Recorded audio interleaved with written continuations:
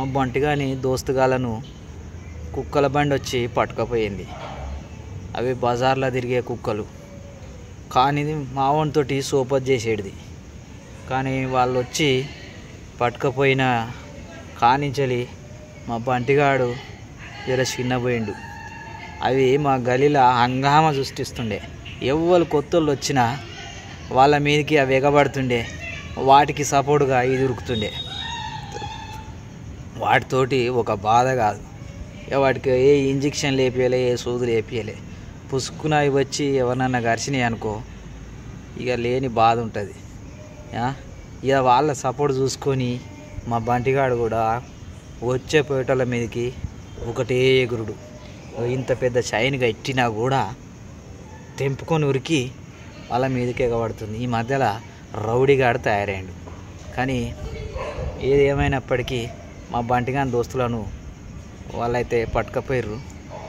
ఏవో మరి మళ్ళీ పట్టుకపోయి ఆపరేషన్ చేసి ఇంజక్షన్ లేపించి మళ్ళీ తీసుకొచ్చి వదిలిపెడతారా లేదా అనేది చూడాలి. మా బంటిగానికి చలి పెడుతుంది. ఈ చలిలో కూడా వాకింగ్ చేద్దాం, ఉరికిపిద్దాం అని చెప్పి ఈడ దాకా తీసుకొచ్చి ఇలా ఈ చలిలో కూడా నాతోటి ఆటలు ఆడిపిస్తాను. ఈ దొంగ నా కొడుకు. ఏ జన్మలో చేసుకున్న బంధమో ఇది. ఏం జన్మలో చేసుకున్న బంధమో. వద్దు వద్దు అనుకుంటేనే దీనికి బానిసన అయిపోయినాయి. దీని ప్రేమలో పడిపోయినాయి. నేను ఇంటికి వచ్చి జర్రసేపు కనబడితే చాలిగా దీంతో ఆడాలి, లేకపోతే దీని పక్కన కూర్చోవాలి, దీన్ని పట్టుకొని తిరగాలి. ఏదన్నా దాన్ని ఆడ కట్టేసి వేరే వాళ్ళతోటి మాట్లాడినా, దూరంగా ఉన్నా కూడా అరిసి అరిసి గోల చేస్తుంది.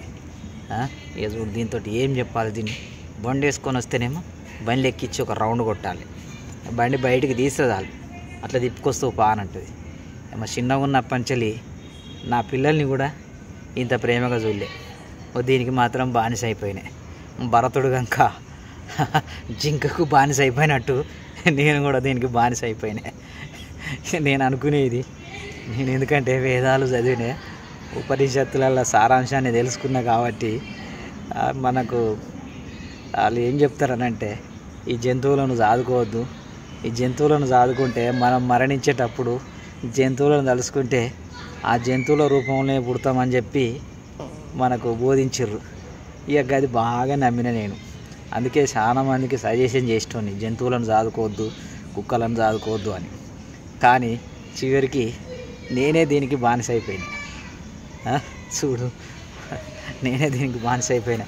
జడభరతుడు కనుక తపస్సు చేసుకోవడానికి అడవికి పోయి తపస్సు చేసుకున్నటోడు చేసుకోక పాపం తల్లి లేని పిల్ల అని ఒక జింక పిల్లను తీసుకొని, జింక పిల్ల అడవిలో దొరికితే దాని ప్రేమలో పడి దాని మైకంలో పడిపోయి లాస్ట్కు తను మరణించుకుంటూ కూడా ఆ జింక పిల్లని తలుసుకున్నాడని చెప్పి ఆ భరతుని పేరే మన భారతదేశానికి వచ్చింది కదా.